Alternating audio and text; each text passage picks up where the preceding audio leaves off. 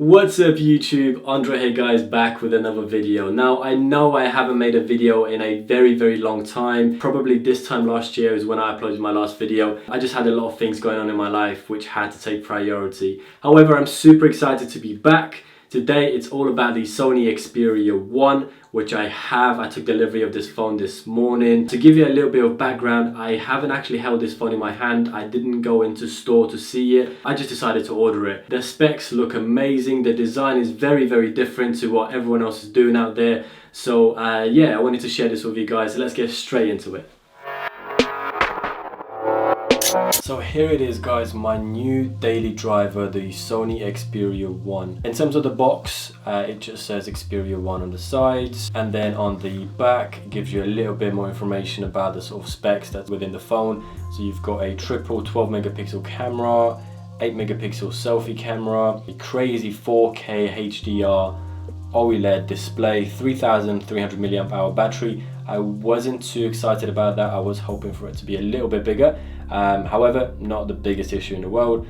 It's got a Snapdragon 855 IP6568 rating. In terms of storage, this is the I believe this is the 128 gigabyte version, made in Thailand. Not a lot of information on the top either. Cool, so let's get straight to opening this beauty.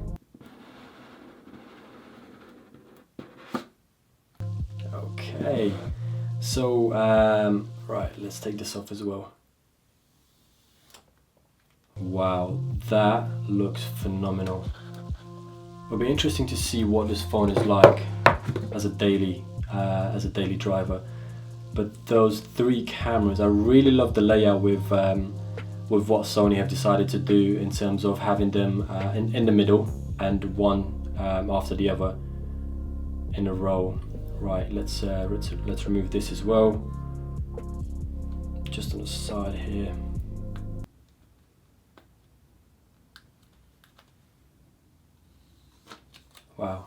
Wow, this phone looks crazy. It looks very professional.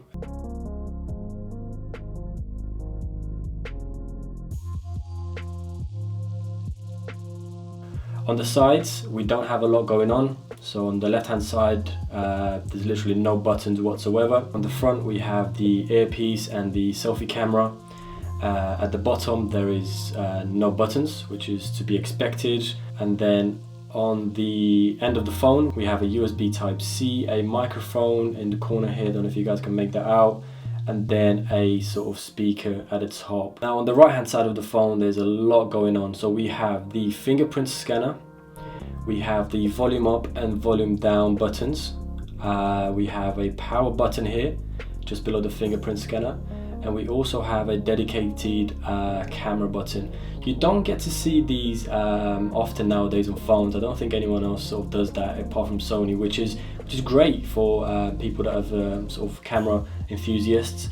One thing that does annoy me a little bit is the fact that they haven't put the power button into the and the fingerprint scanner together, which is what they did on the XZ Premium. Now, to give you a little bit of background in terms of that as to why Sony haven't done that, it's to do with patents in the US and how Sony don't have the right to have a fingerprint scanner embedded into the power button.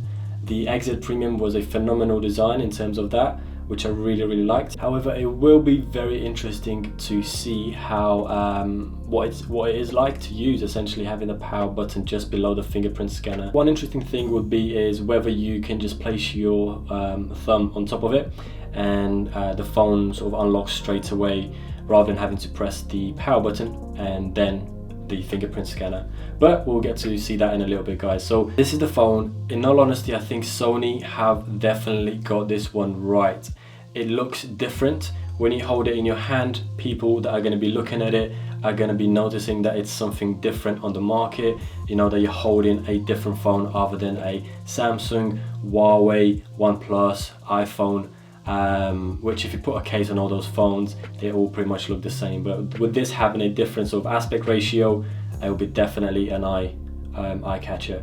So yeah, let's see what else is in the box, guys. I just can't put this phone down at the moment. Right, so let's put this on the side. In the box we have as usual, you've got your manuals. So in terms of this, let's see what we have. Startup guide, pretty much it.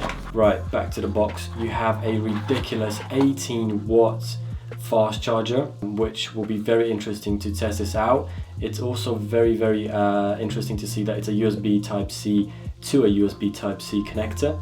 You have a USB Type-C to a USB Type-C connector, which is what a lot of the phones are now moving to. You also have a USB Type-C to a 3.5mm headphone jack adapter. We're used to seeing these in the box. The one thing I'm not used to seeing is having the headphones have a 3.5mm headphone jack straight out of the box.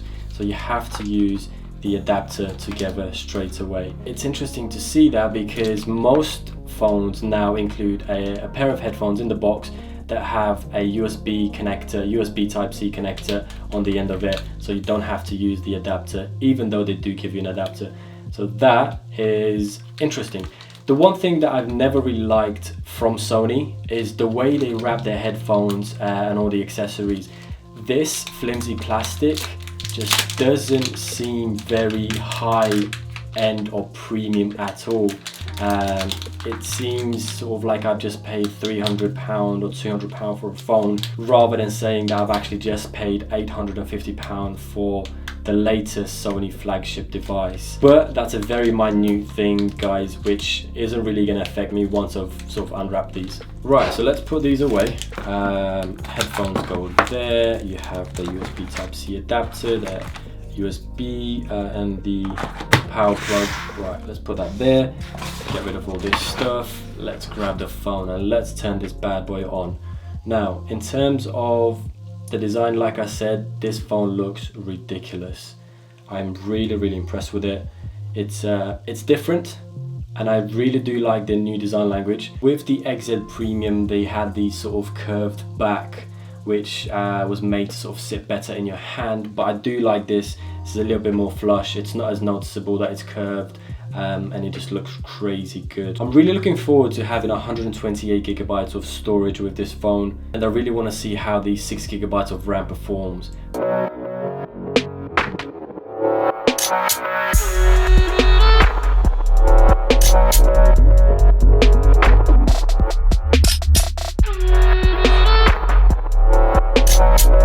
Now, one thing I like to do, guys, is whenever I'm dealing with sort of fingerprint scanners, is I always like to add the same thumb or finger twice, just to make sure that it doesn't play up, or it gets it right first time, and it just speeds up the process of scanning the fingerprint. Next.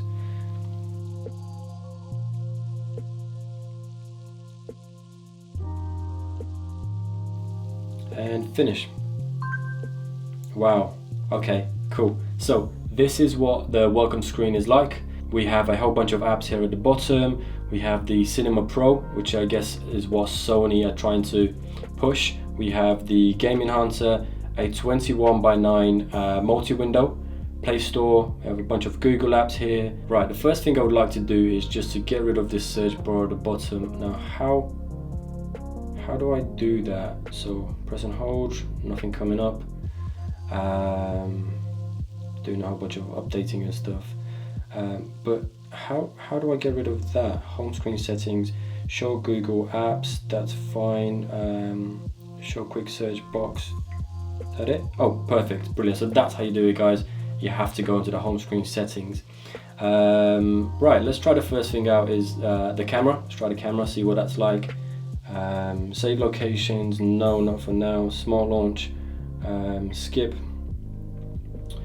Right, so in terms of the camera layout, it looks very similar to an iPhone layout, where you have the sort of black backgrounds on the sides. You also have the power button and then the video mode here. It'll be interesting to sort of do some tests with the camera and see how it performs, but these 12 megapixel lenses at the back should perform really well. It's really great to see that Sony have decided not to focus on megapixels. Megapixels is just the size of the picture, but rather focus on the quality of the lens, having a great f-stop. A really cool feature with this phone is the side sense, which you sort of tap on the side and it opens up things that you've preset. Not going to do that now, but it seems to be responsive. We'll try that in the next couple of sort of days and see how well it performs. Cool. So I guess that needs sort of setting up. Yeah, the dialer phone, this is what it looks like. So I think this is running sort of Android 9.1 out of the box. That would be actually great to see. Let's see what it's running now. So in terms of settings, yes, this looks very sort of Android 9, Android Pie out of the box. So system, about phone, and Android 9. Yeah, this is the phone, guys. I don't know what else to show you. The design looks phenomenal. I will be doing a whole bunch of sort of features, interesting things with the phone, testing out the new 3D scanner, the updated version of it, trying the super slow motion with the 960 frames per second, which Sony have at 1080p. Not a lot of other manufacturers do that. Right, let's just give this a try. 21:9 multi-window. So let's give Chrome. Oh, you select one and then you select the other. So let's do Chrome and calendar. Right, so now I've got Chrome and calendar. You do get a lot of real estate on here, which is unbelievable. Yeah, this is the phone, guys. Let me know in the comments down below what you want to see with this phone. I'm super excited to start using this as a daily driver, and a lot more content will be coming out on this particular phone, guys. So now one thing I wanted to know was whether this fingerprint scanner turns on the phone and unlocks the screen straight away without me pressing the power button here. So let's give that a go. So turn off the screen and thumb on the fingerprint scanner. Fantastic, amazing. That's what I wanted to see. It is fast, guys. If I was to pick this phone up from the table and just put my finger on it, it's really quick. So that is the Sony Xperia 1. Let me just put my case on, guys. So I bought this case as well for the phone. It's just a snap-on on the back. One thing about me is I really hate having bulky cases on the phone. Now, up until now, I have been using the iPhone XS Max. The reason I've been using that is because I needed it for my other things. I needed to use the sort of iOS software. I have enjoyed using that phone. I'm not someone that I'm going to criticize a phone just because it's different. I enjoy using different phones at different sort of times, but I'm very excited about going back to Android and especially having and owning another Sony phone. Yeah, thank you guys for watching. Whatever you want to see, leave in the comments down below. If you enjoyed this video, hit that like button. If you really enjoyed the video, smash that subscribe button, guys. I appreciate all your support. I am back. I am going to be doing a ton more videos, especially with the Sony X1 now that it's going to become my daily driver. Thank you guys, have a good day.